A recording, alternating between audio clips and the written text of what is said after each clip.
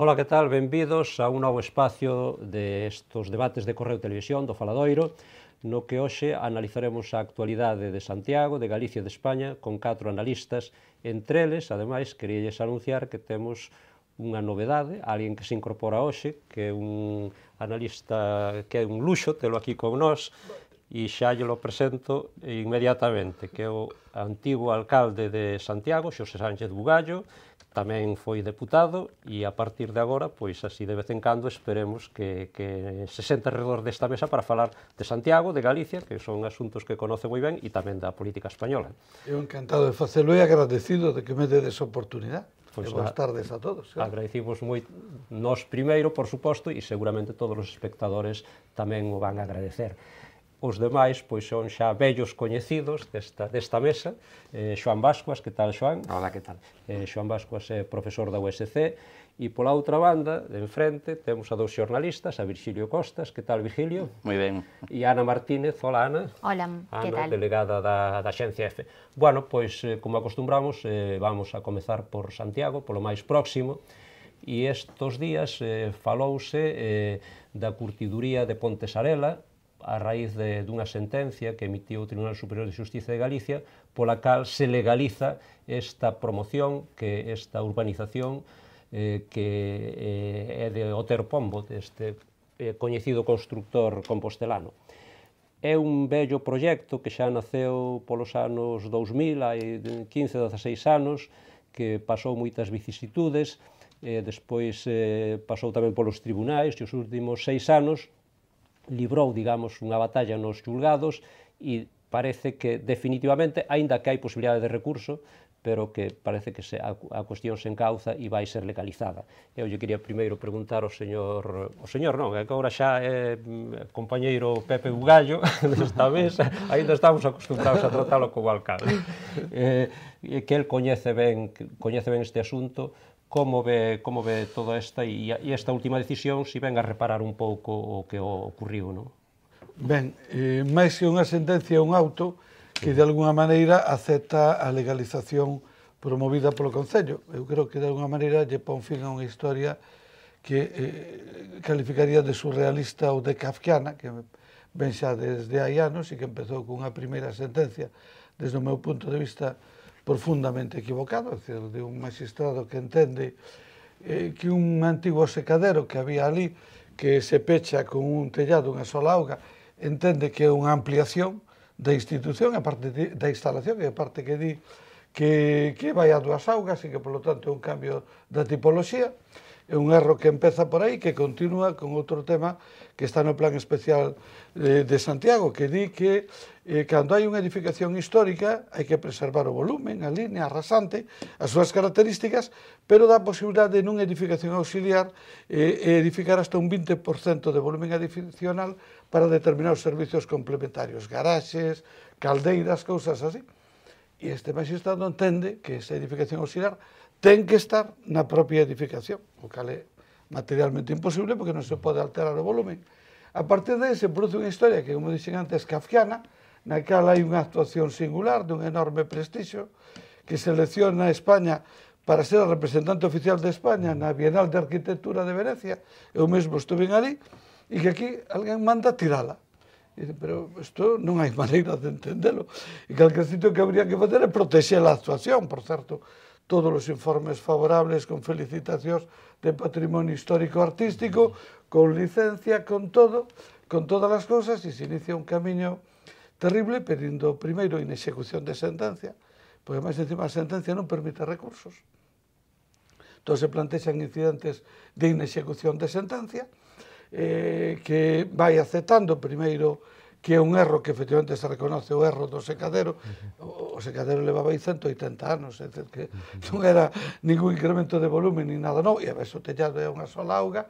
E, por último, que é a parte que se acepta agora, é o do 20%, e son parte vendado, porque na nova lei do solo se contempla especificamente hasta un 50%, non hasta un 20%.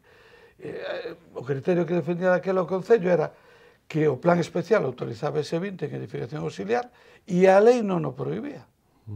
Alguén interpretou que ainda que a lei explícitamente non o prohibira, a lei non o contemplaba e, polo tanto, non era axustado á lei e non prevalecía o plan especial. Bueno, eu sinto todo que tuvo que sufrir Otero Pombo con esta obra, Víctor López Cotelo e a propia ciudad, porque isto xenerou unha sensación de inseguridade xurídica, dice, oiga, se hai que tirar unha obra que é Premio Nacional de Arquitectura e que está seleccionada para representar a España nunha Bienal Internacional, aquí a ver quen pode facer algo seguro. Bueno, en fin, afortunadamente, ao final, chegamos ao final deste camiño, ainda que, bueno, non é tan fácil reparar os daños que se teñen producido como consecuencia do cambio de ciclo económico, non é o mismo colocar isto no mercado no ano 2007 que no 2017. As cousas cambiaron. Sí, algún comentario por aquí, Virgilio? No, bueno, primeiro dalle a benvida a Pepe Bugallo a esta mesa. E, bueno, eu creo que el ten máis conocemento que a min, desde logo, porque, entre outra cousa, lle tocou moi de perto toda a cuestión, non?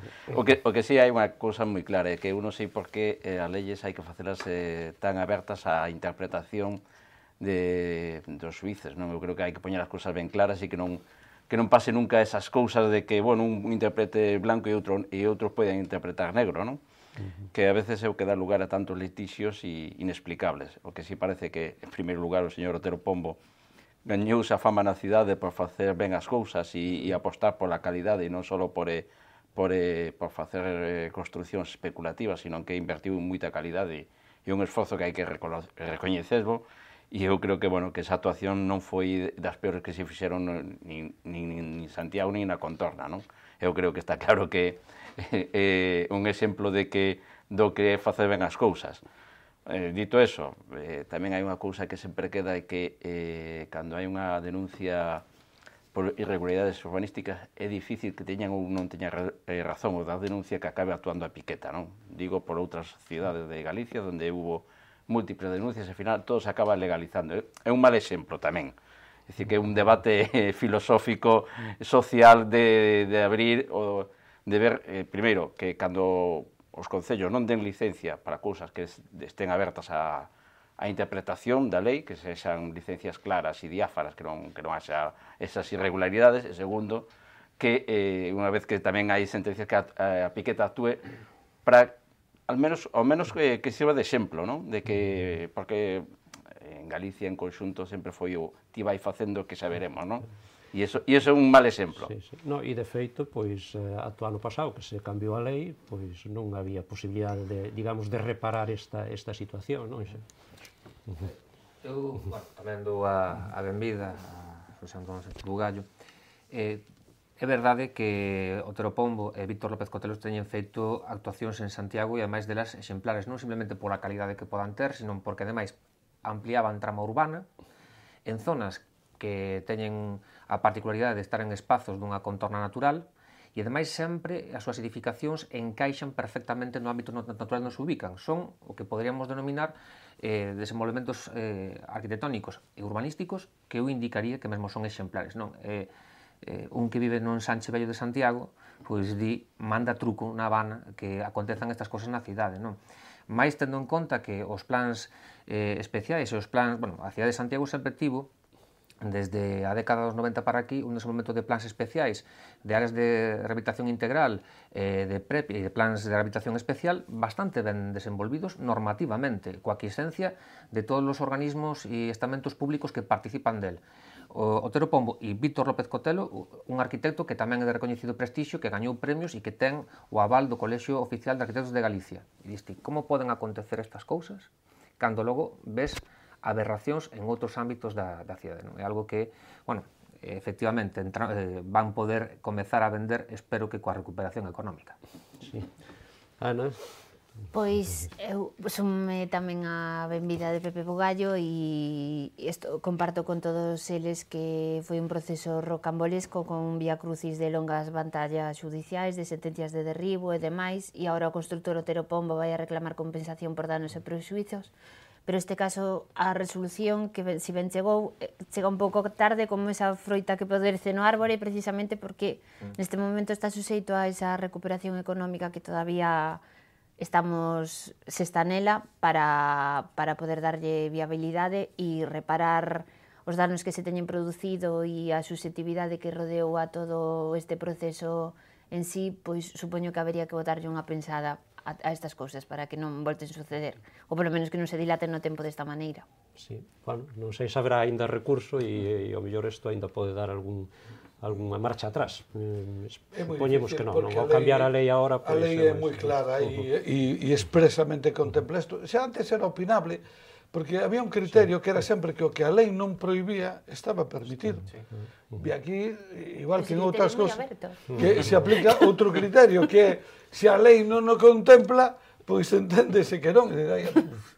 Pois é que aquí había un plan especial e un plan xeral que contemplaban esa actuación. Non é que fora unha actuación, dice que se lle ocorreu, non. É que actuacións en Santiago de Compostela, no ámbito da ciudad histórica, donde se estableceron esa edificabilidade complementaria, calculalle que polo menos 200. E non houve ningún problema coas outras 199. O problema xurde exclusivamente en esta e por esta circunstancia tan específica. Me parece que en outra tamén con un caseto dunha piscina, outra cosa tamén bastante disparatada, pero en ese caso de, digamos, de un calibre bastante menor. Por certo, na mesma zona do Sarela tamén. Así, que pasou con caseto? Pois que tuveron que tirar o caseto, outra cosa bastante disparatada, pero bueno, era un tema moitísimo menor trascendencia que o que nos ocupa, porque además non falamos de unha actuación que digas, no, é que isto é opinable. Non, é unha actuación singular. Premio Nacional de Arquitectura, elexida para representar a España na Bienal de Arquitectura de Venecia. Incluso o momento que eu falei coa ministra de Vivenda daquela, que ali en Venecia, que dice, pero isto va a haber que tirarlo. Dice el juez que sí, decía, non se podría declarar patrimonio nacional ou algo así, e así queda protegido, porque, oiga, é que hai determinadas cousas que se hoxe se aplica a lei do solo a Catedral de Santiago, habría que tirala, por poñer un exemplo. Hai cousas donde dices, oye, é que o sentido común tamén ten que existir para algo. Non des ideas. Sobre todo ahora que temos andamio. Desde logo, superó o volumen desde logo. Totalmente incumple toda a normativa en materia de volumen, de salidas de emerxencia, de plazas de aparcamento. Accesibilidade. Accesibilidade, vamos a ver. Non toleemos. Bueno, pois continuamos con outro asunto de Santiago, porque a próxima semana parece que se inaugura a rúa Montero Ríos despois das obras que se fixeron. E, bueno, é unha actuación máis, e eu que quería plantear este tema a veces porque as obras tardan tanto, porque neste caso, pois tamén, eu creo que xa comezou, ou polo menos foi prevista hai máis de 2 anos, ou hai 2 anos, e sufriu algúns retrasos. Hai outras, como en Vista Alegre, onde os retrasos aínda son maiores, e en xeral lles quería plantear por que as obras das cidades deste tipo casi sempre sufren retrasos. Retrasos que ao mellor están xustificados, pero non sei se sempre. Virgilio, empezas ti. A mí se me ocurre, sin coñecer moito a dinámica interna dun proceso, aquilo de maldito parné, non? É dicir, supoño que ao mellor habrá retrasos pola xustificación de obra, non? Porque a obra tampouco, en fin, o home xa chegou á Luna e vai a Marte, é dicir, tampouco é unha obra tan complicada e tampouco require tanto tempo, non? Supoño que a mellor é o que se me ocurre, porque unha vez que te metes a facer a obra, eso ten que ir pa diante rápido, non? E eu creo que non é pa tanto tempo. Claro, que neste caso tampouco debe de ser moita o presuposto, agora eu non o coñezo exactamente, pero non sei se é eso ou é que hai unha mala xestión de... Hombre, é dicir, se pode retrasar nos expedientes, a trama burocrática casi leva máis que facer a obra. Digo, a trama en el sentido de licitación, de permisos e tal, pero unha vez que te pones a facer, eu creo que eso debería levar bastante menos tempo. E non creo que se pode prolongar tanto. É como o tramo de autopista que, en fin, en fin, se está eternizando aí o terceiro carril que non vexas, é dicir, eu creo que están para que a xente volta á cidade e non vai pola autovía, pola autopista, polo tramo de autopista, vamos. Eu creo que, non sei, é dicir, desde logo, a única explicación que eu encontro é que non haxa recursos para ir facendo a certificación de obra, senón non hai máis explicación. Xoán. Eu creo que hai de todo un pouco. Efectivamente, a chave de todo isto, como apuntaba agora Virgilio, é o carto, non? Pero hai de todo un pouco. Explícome. Na actuación en Vista Alegre, por exemplo, para a demolición das terrazas estas que son periféricas, resulta que non había un documento que acreditaba que os veciños permitían efectuar esa obra. Digo, contró, a ninguén se lle ocurriu solicitar, pedir ou andar mirando se ese documento coa asignatura estaba efectuada. Outra cousa é que unha obra, bueno, que pasou, a de Vista Alegre en concreto, digo, que creo que se licitou a final de 2012, se non me equivoco, a mellor me equivoco, que eu non son moi bo para as datas. Estamos no 2017, a ver cando remata. A de Montero Ríos tamén pasou por un periplo administrativo un tanto, isto a mellor, acórdase mellor Pepe, non? Que era, licitou no Partido Popular, ou estaba para licitala na época na que estábamos na fase electoral, a oposición pide que se paralízase a adxudicación desa obra e finalmente chega un novo goberno que remata por adxudicarlle a obra ao mesmo adxudicatario que estaba previsto, non? Entón, diste, bueno, estas cousas a min cóstame traballo entendelas. Comprendo que en época de gobernos en funcións non se efectúa adxudicación en obra, pero sí quero facer unha observación na que ao mellor non se repara. Bueno, unha é media. Unha é que o retraso en tempo das obras, sobre todo en anos, implican que hai que actualizar prezos do material de obra en construcción, co cual hai que ir sempre acompañado dun modificado de prezos, un modificativo de crédito para efectuar o pago correspondente desa obra, non? E logo, algo que me preocupa en relación ás obras que se teñen xa executado en Santiago e que podería chegar a acontecer en Santiago. Eu comparto a idea de que a cidade ten que ser paseable, non? Que a cidade ten que ser para andar, sobre todo nos espazos do centro. Ocorre unha cousa, que nos últimos tempos vemos que esas humanizacións que implican unha ampliación das virarrúas terminan sendo ocupadas por mobiliario urbano, e tamén por espazo para terrazas e cafeterías, co cal, o obxectivo inicial de facer máis transitable un espazo termina por non selo. E creo que é unha cousa que habería que repensar cando menos. E sobre todo, e xa para rematar, sí que me gustaría que o conxunto de obras de Santiago estiveran pensadas planificadas dunha forma conxunta para facer un proxecto de cidade que moito me temo que nas últimas obras ao mellor non está presente nas actuacións que hai e se limitan a executar obras pendientes de gobernos anteriores. Ana? Eu tamén supoño que será unha mestura da xestión que non é do todo áxil, da tramitación burocrática, da certificación de obra e dos recursos para facer fronte a cada paso novo que hai que dar, e iso neste momento está convertido Santiago nunha cidade laberíntica, pero tanto para o de paseo como para a circulación rodada en sí, precisamente polas obras novas que se están emprendendo e polas anteriores que debían ter rematado e todavía siguen en pé. Pepe, que creo que esta obra ainda xa non eras ti alcalde cando empezou. Na miña época eu encarguei o proxecto. Pero no ensanche si fixeches. Eu encarguei o proxecto para reformala, pero a mí non me deu tempo a sacar a licitación. Depois creo que con retoques foi o proxecto que sacou a licitación o Partido Popular xa no final da súa legislatura e que ao final é o que agora se está executando, supoño que con cambios.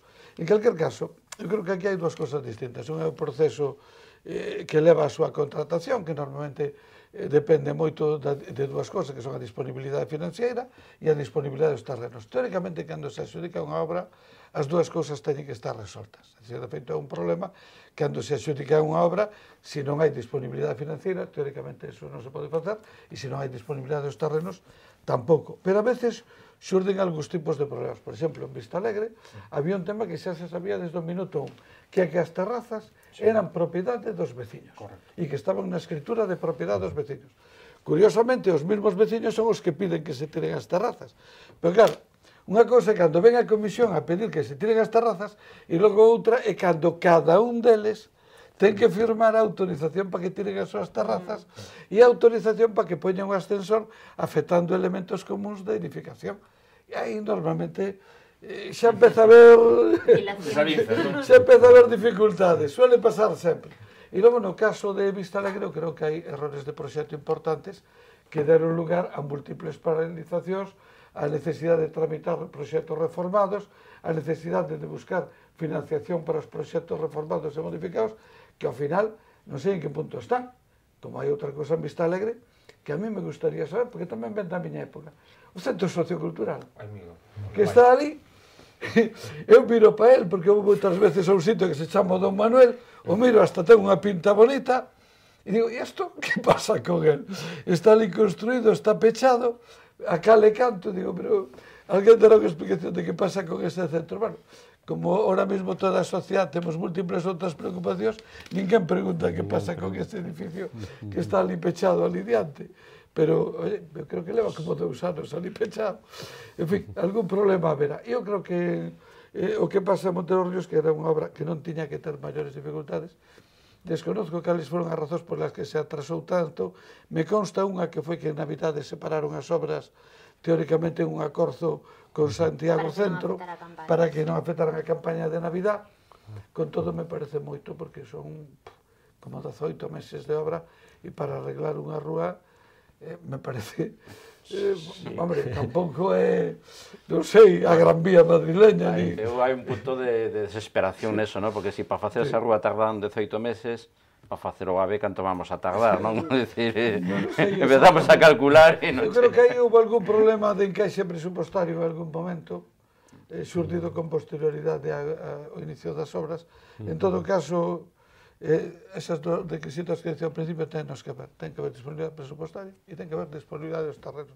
E non se debe adxudicar unha obra, e máis, legalmente non se pode facer se esos dous problemas non estén resoltos, salvo o AVE Santiago Ourense, que é a maior obra de España, que se adxudicou sin proxecto e sin disponibilidade dos terrenos. E se fixo logo. Pero bueno, ben feito está, que gracias a eso temos bueno, terémolo, si é que non se prioriza antes o corredor mediterráneo e se van para ali os recursos, pero bueno. Hasta ahora sí o temos. A ver. Es un día vos contaré a historia de como se fixo esa obra sin proxecto e sin terrenos. Pois nada, quedamos aí. Quedamos. Unha historia ben bonita, porque iba a ir a Vigo, iba a ser Orense Vigo, non iba a ser Orense Santiago. Ben, pois para o próximo, porque do AVE seguramente falaremos moitos días. Terminarás por darlle razón a Abel, non? Que todo se lle quita a él, non? Que todos os orzamentos se lle quitan a Vigo. Bueno, foi por unha polémica que sobre un Vigo que se debía ir por arriba ou por abaixo. Pero ao final acabou vindo a Santiago. Como nos que poñan de acordo, non? Xa vos non direi eu. Basicamente falaban Monforte e Abril, en grego, non? A norte e o sur. No, a proposta inicial era a L, Vigo, e logo subir hacia Coruña. E en Vigo que hai a Porto tamén. Esa era a proposta dos inxenieros. Pero ao final foi outra, pero xa vos explicarei un día. A do Porto, menos mal que non se fai, porque eso sería un despilfarro tremendo. Ben, pois do AVE teremos tempo para falar, supoño que nos 3 ou 4 anos próximos. Pasamos agora a outros temas de Galicia, e Antonte, creo que foi Antonte, o cumpleanos de Amancio Ortega, o día seguinte, onte, anunciaba unha donación da súa fundación, da Fundación Ortega, de nada menos que 320 millóns de euros para mercar equipos de última xeración, para hospitais para o tratamento do cancro. Sorprendeu, foi noticia en toda España, sobre todo pola magnitude, non? Aínda que xa isto mesmo fixera anteriormente en Galicia, en Andalucía tamén, e tamén, por suposto, outras donacións para outro tipo de actividades, non só de tipo sanitario, non? Eu vos quería comentar que fixeres un breve comentario, pois porque causou impacto esta noticia en toda España, non? Abriu telediarios, foi primeiras páxinas nos periódicos estatais, Xoán. Eu creo que unha noticia destas características só se pode valorar positivamente. Sei que hai xente que lle ve o lado negativo en relación a que como consecuencia hai unha exención fiscal. Pero a normativa está para eso, e a normativa que persigue é efectivamente este tipo de cousas. Eu non lle vexo absolutamente nada malo, e o Galla, persoas que teñen a capacidade de xerar riqueza, xerar emprego e cartos como ten Amancio Ortega, pois seguiran este exemplo, non? Ou, cando menos tamén me gustaría que o sistema fiscal fora máis progresivo, máis exixente que máis ten. Pero dado que esta é a normativa, pois eu vexo como unha noticia excelente e que espero que cunda o exemplo, que para as exencións fiscais, sobre todo das grandes fortunas, están, entre outras cousas, para este tipo de obxectivos. Por lo tanto, a mí me parece unha medida, ou unha acción, mellor dito, para parabenizar, realmente. Virgilio. Eu, en fin, teño que pensarlo ben o que vou decir, porque parece unha boa noticia, claro, parece unha boa noticia. É dicir, que un filántropo de 320 millóns queda como un prohombre de la patria, e é certo que é noticia, é unha noticia positiva. Que un home pague 320 millóns en impostos nunca é noticia, non? Entonces, incluso hai un caldo de cultivo, un sustrato social que parece que queda de tonto, non? Porque aquí o importante é pagar os menos impostos posibles e logo ser un gran filántropo. Eu creo que o sistema fiscal hai que revisalo profundamente. A mellor esta aportación de que facer vía impostos e que sexa un sistema máis progresivo e onde as grandes fortunas non coticen o 1% e onde as grandes multinacionales non estén tributando en torno ao 5 ou 6%, 7% según o ministro de Facenda, que supón que será unha voz autorizada, mentras os pequenos empresarios e autónomos están pagando sobre o 53% do que recaudan, non? Entonces, eu creo que eso sí que o que pode ser unha boa noticia e que hai que agradecelle, é dicir, é legítimo que Amancio Ortega gañe cartos e gañe moitos cartos, perfectamente, pero eu creo que nós como país sí que temos un problema profundo que o sistema fiscal non está favorecendo o reparto da riqueza, sino máis ben está favorecendo a acumulación de riqueza en moi poucas mans. Claro, logo nos queixamos de que non temos sistema de pensións, e ao mellor non sei se Galicia necesita 320 millóns para comprar a tecnoloxía que está disposta a subvencionar a financiar a Amancio Ortega. Ao mellor, con esos 320 millóns, vamos a presupoñer que o Serga sabe xestionar ben os recursos e podría, se os tuvera vía impostos, xestionalo de mellor maneira, non? Ou de acordo con necesidades máis perentorias que solo para eso. Co cual, bueno, eu sinto aguar esta festa, pero, bueno, estamos nun momento da sociedade onde valoramos cousas de moito impacto, pero logo non vemos o alcance a largo plazo, non? É dicir, bueno, como estrategia de comunicación por parte da Fundación Amancio Ortega me parece brillante. Eu recomendaría que fixera unha operación dese tipo, desde logo, como se fora o seu asesor, desde logo sería o primeiro en propoñer esa idea, pero como ciudadano teño que ver que eso da responsabilidade social corporativa empeza a ser un burato por que se escapan recursos que hai que dedicarlos a outras cousas. Pepe. Bueno, vamos a ver, acaba de suscitar temas, Virgilio, moi complicados. Eu, en primeiro lugar, sin paliativos, igual que Vasco, os digo que me parece unha boa noticia. E o galla cumplir anos cada trimestre, ou xa non digo cada días, todos os días. A partir de ahora cada 4 anos, cada registro. Ou polo menos, a mí me gustaría, porque creo que é unha aportación e é interesante. En segundo lugar, el plantexa outro tema, que é o tema fiscal. E aí temos un problema moi gordo, que é que os gobernos e os ciudadanos nos movemos en fronteiras nacionales e as empresas e as multinacionales se moven en un mundo global. Por lo tanto, Inditex ten a súa sede social en Arteixo, pero podía tela en Irlanda. Ou podía tela no estado de Delaware en Estados Unidos e pagaría o 4,8% de imposto de sociedades, e en Irlanda pagaría o 10%. Precisamente hai pouco unha empresa, non é por meterme con más cosas, de un meritorio nacionalista catalán que se chama Grifols, partidario da independencia, tomou unha decisión patriótica, que é trasladar a súa empresa de Barcelona a Irlanda. E por que razón? Porque ali o imposto de sociedades é o 10%, un motivo patriótico como outro calquera. Pero, claro, estamos en ese mundo. Por lo tanto, para nós é moi importante que Inditex manteña a súa sede social aquí, porque entonces contribuye máis aquí que en outros sitios, e se encima Amancio Ortega decide fazer esas contribucións voluntarias, pois me parece fantástico. Por certo, eu creo, non sei canto pode desgravar, pero eu creo que ao mellor só desgrava o 15%. Ao mellor desos 320 millóns só desgrava 48%. Quero dicir que non é que desgrave os 320, porque ademais non é Inditexa que paga os 320, é el, é o ciudadano. Pero digo, antes desos 320, Pero que se o lle sistema puxéramos impositivo... mal, e vais igual o seu domicilio fiscal estaba en Irlanda ou dentro de un ano está en Londres. Oye, que o do Brexit nos vai traer unhas consecuencias que en esta non estamos pensando, pero vai ser a máis gorda de todas, de competencia desleal fora de todas as normas da Unión Europea. Si, de todas formas, bueno, eu creo que el se puxo en contacto con todas as comunidades autónomas, cos departamentos de saúde, para ver cal era o mellor sistema de facer, digamos, productiva esa donación, non? E foi un pouco de acordo. Sí, ten colaborado tamén coa Junta de Andalucía, que lle deu 34 millóns xa. E antes fora a Galicia tamén, sí. Aquí mesmo en Santiago, a Escola Infantil do Castiñeiriño, o Centro do Proxecto Home tamén no Castiñeiriño. Sí. Ana, quedas ti por comentar isto. Nunha mistura de todos eles. Penso que sí que pasou o impacto do seu equipo de marketing, porque todo o mundo ademais estábamos a esperar a ver o que facía no seu cumpleanos, porque o ano pasado, cando fixera 80, foi cando a filla Marta lle fixera esa festa sorpresa e tal, e este ano iso transformouse nesta noticia que comparto, que hai que gabarse dela e oxalá houbera un así todos os días.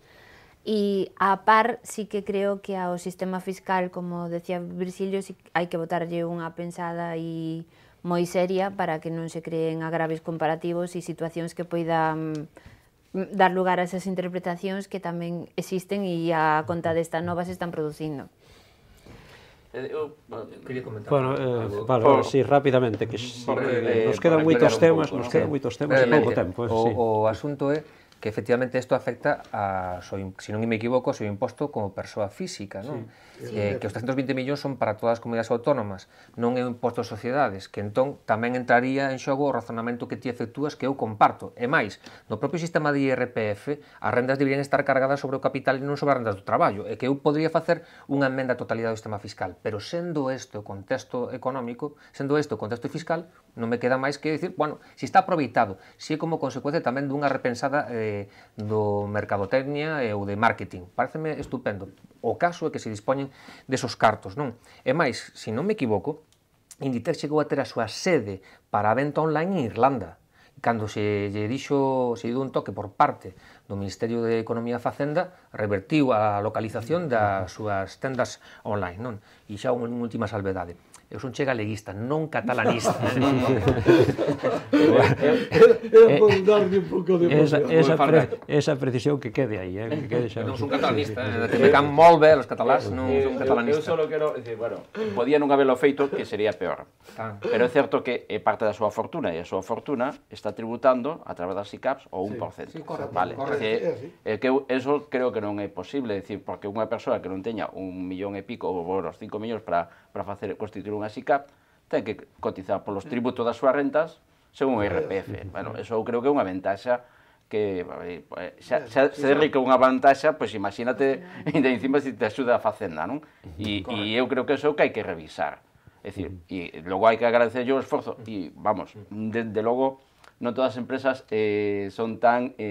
altruistas, con tan boa reputación, unha xestión da reputación tan boa como fai Inditex, porque, bueno, revisa moita a contratación laboral en terceiros países, onde é máis complicado, incluso as filiales das empresas que contratan, pois tamén lle fan cumplir a normativa e tal. Bueno, é dicir, que eu creo que é un bo exemplo. Pero, no que decía Bugallo, hai un sustrato de que se non se nos vamos ricos, que, bueno, podemos decir, Amancio Ortega pode producir en calquer lado, pero Telefónica, por exemplo, utiliza o mesmo argumento. E Telefónica dice que se non nos vamos de España, pois vaite e perde o 40% do teu mercado.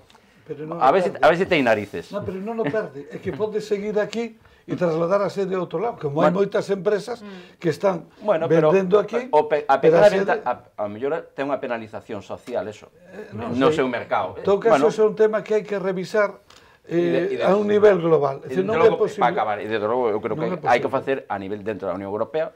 Os ingleses xa marcharon e a la eles, pero dende logo que hai que facer unha harmonización fiscal, porque o de Luxemburgo é un escándalo.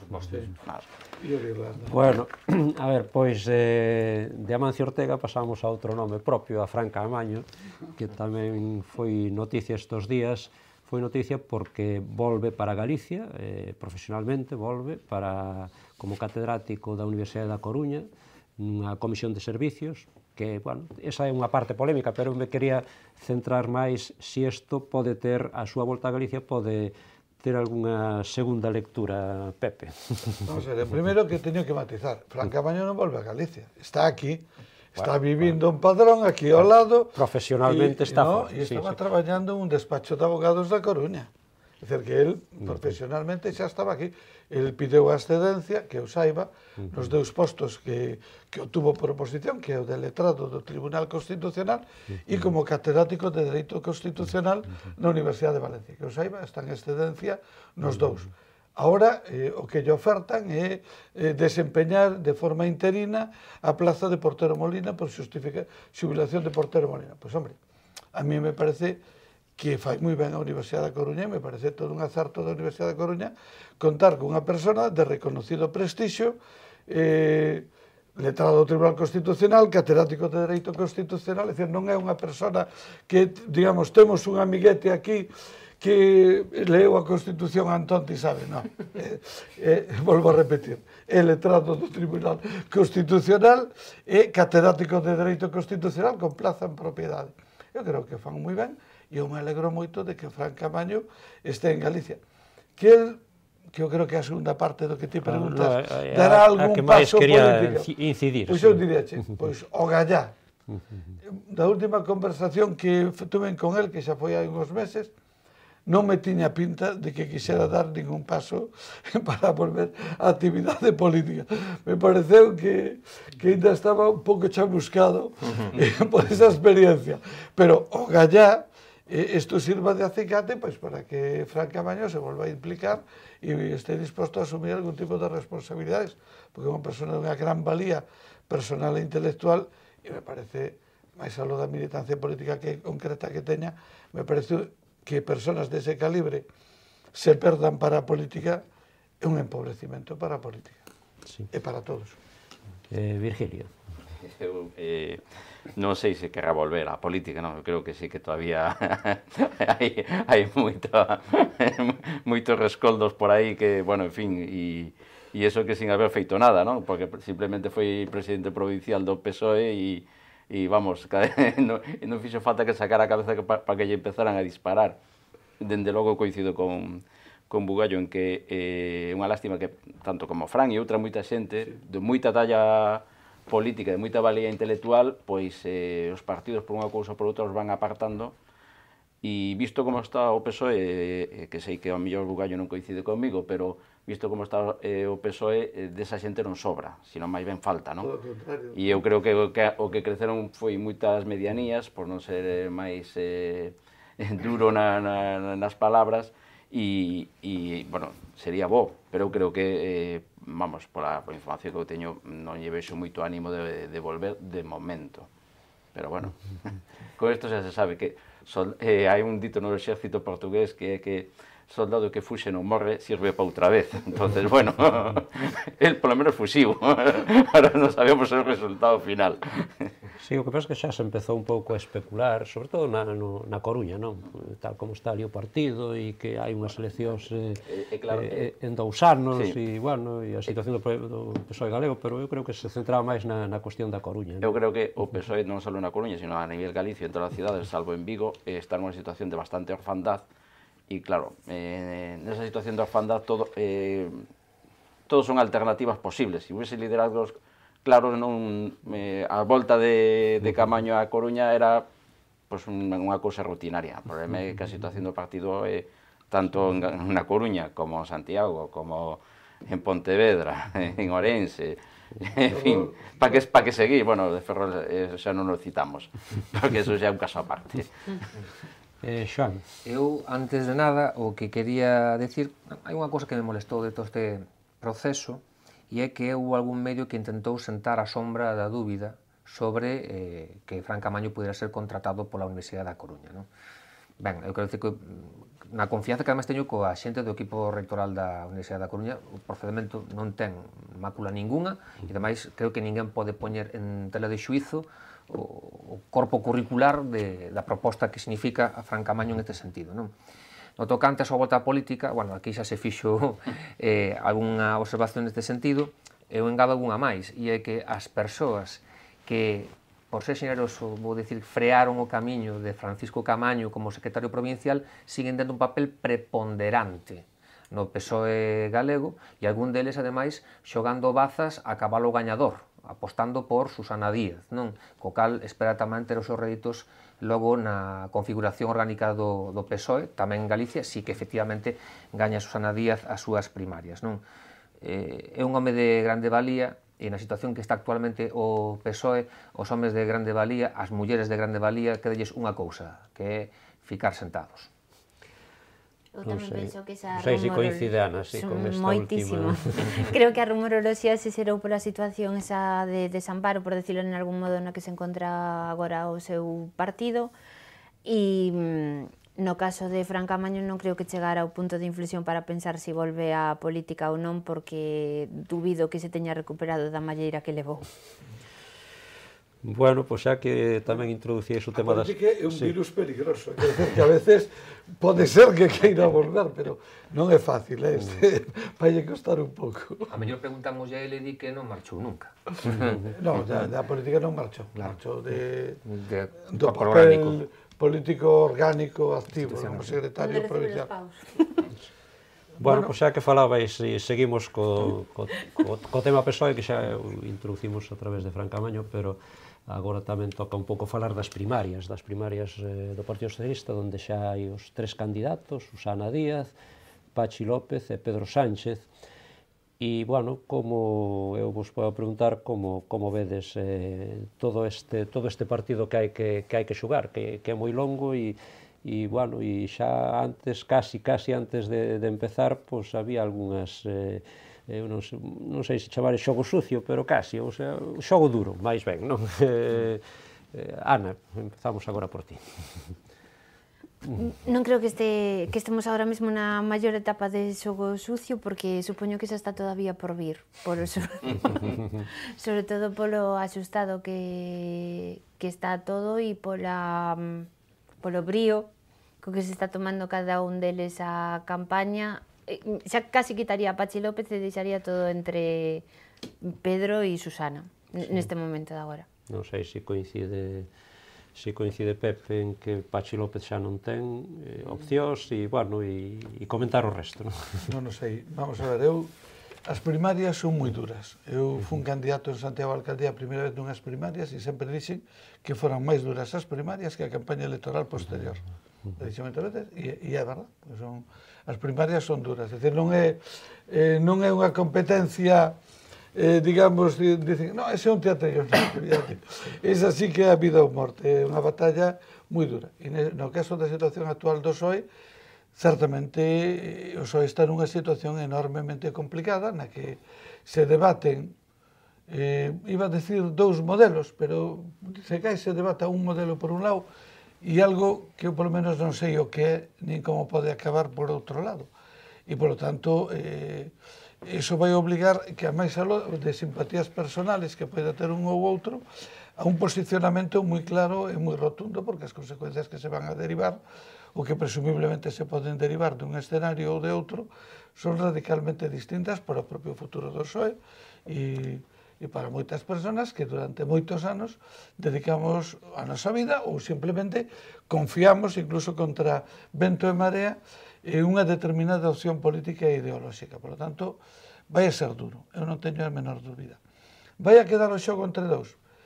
Eu penso que sí, que ao final a decisión vai a quedar entre dous tamén, pero non menosprecio a Pachi López, creo que é unha persona pola que desde logo sinto unha gran simpatía personal, igual que moitas outras persoas, pero en un proceso que se polariza tanto, a veces un pode xenerar unha gran simpatía e todo o mundo dice, joder, te deseaba o mellor, pero, oye, mira, eu vou votar en función de si quero pararlle os pés a, vou a mirar quen é o que está en mellores condicións de votarlle os pés a, e entón vou a votar pois, o que este en mellores condicións. Non ni siquiera que me simpatice máis ou menos. E, por tanto, creo que vai ser un proceso duro e, sinceramente, vai ser decisivo para o futuro Partido Socialista e para o futuro inmediato de España. Eu creo que o escenario, se gana Susana Díaz ou se gana Pedro Sánchez, vai haber cambios moi significativos. Incluso o que di Mariano Rajoy de que non hai eleccións. Se gana Pedro Sánchez, eu estou convencido que hai eleccións antes de final de ano. Fíjate o que che digo. Sí, Virgilio. Pois, en fin, eu creo que dixen aquí unha vez que as posibilidades de Pedro Sánchez eran directamente proporcionales ao feito de que se presentara Susana Díaz, porque contra Susana ten algo que facer, digo a nivel na militancia, e sin o estandarte de Susana, eu creo que as posibilidades de Pedro Sánchez eran igual a cero. E directamente tamén, eso implica que a desaparición das posibilidades de Pachi López, non? Eu creo que a definición que fixo Bugallo de Pachi López eu a comparto, é dicir, boa persoa e tal, pero, bueno, creo que neste momento de polarización do partido non ten moito que rascar, por así decirlo, en lenguaxe coloquial, non?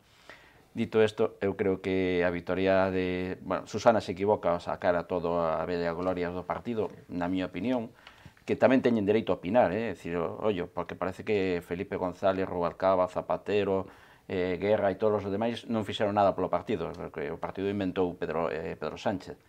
Teñen dereito a opinar, pero que a foto sexa así, pois eu creo que en Galicia se tuveron un experimento parecido nunhas últimas primarias onde parecía que era o vello PSOE e o novo PSOE. O resultado xa sabemos cal foi. A diferencia é que a executiva controlaba a ese, en teoría, el novo PSOE, non? No caso da candidatura de Xocas, non? Neste caso, eu creo que sacar a tantas bellas glorias non lle axuda a Susana. Eu creo que o modelo de Pedro Sánchez non sabemos. Eu creo que está facéndolle moito dano ao partido. Da igual que gano que perda, o dano que lle está infringindo ao partido é tremendo. E eu creo que o partido sale moi debilitado se gana a Susana, e con a vitoria de Pedro Sánchez eu creo que vai a cuarto partido. Que habrá unha escisión? É que, en relación á pregunta que ti efectuaches, eu califico a situación con un termo que utiliza moito a xente moza de día de hoxe, que é turbio.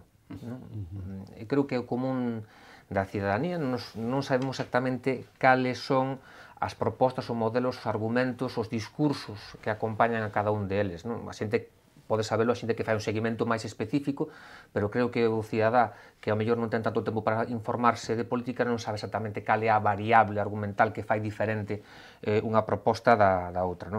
Eu si vou introducir un matiz diferente ao que se dixo a mesa, e eu digo que Pachi López si importa en todo este proceso. Importa, primeiro, porque, el pediu no seu momento que os procesos de primarias fora 2 voltas. Argumento que magua que o sistema de primarias non sexa 2 voltas, claro, porque entón quedarían eliminado o terceiro candidato con menos votos e teria que pedir o apoio para algún dos outros dous e, consecuentemente, sacar a súa compensación. E creo que o xogo de Pachi López,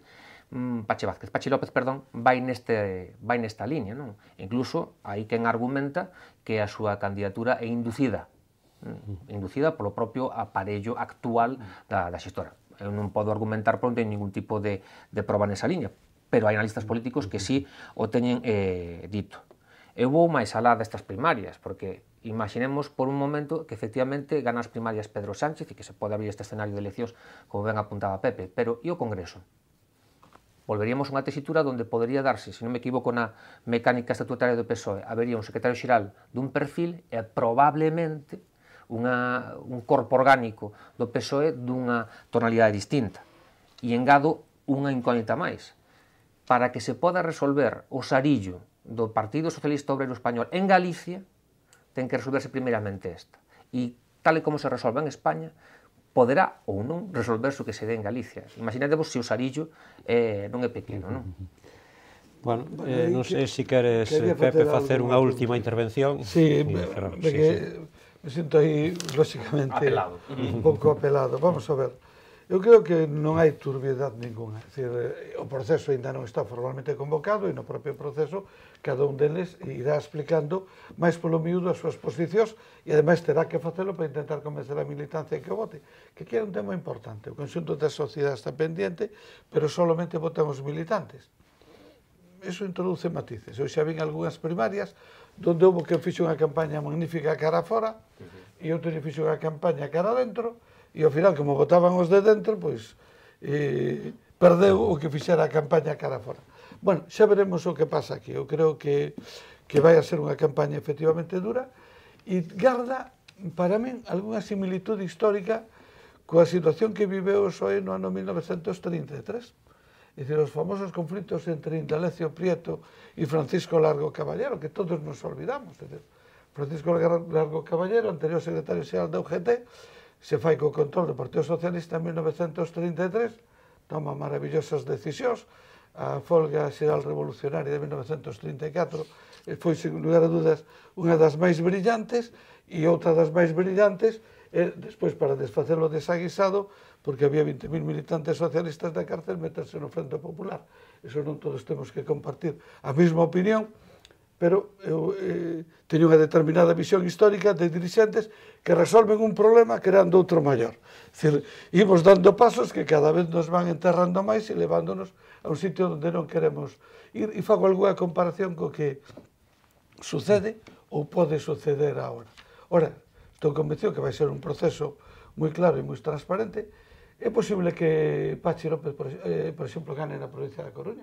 Sí, e na provincia da Coruña. Pois pode ganar na provincia da Coruña e na provincia de Lugo, porque ten apoios, os mesmos que tuvo Leiceaga nas primarias, casualmente, que poden facer que gane nestas dúas provincias. E pode ser que o voto en Galicia quede bastante repartido. En todo caso, a min me preocupa que en Galicia o resultado do proceso electoral sea contradictorio co que hai no resto de España.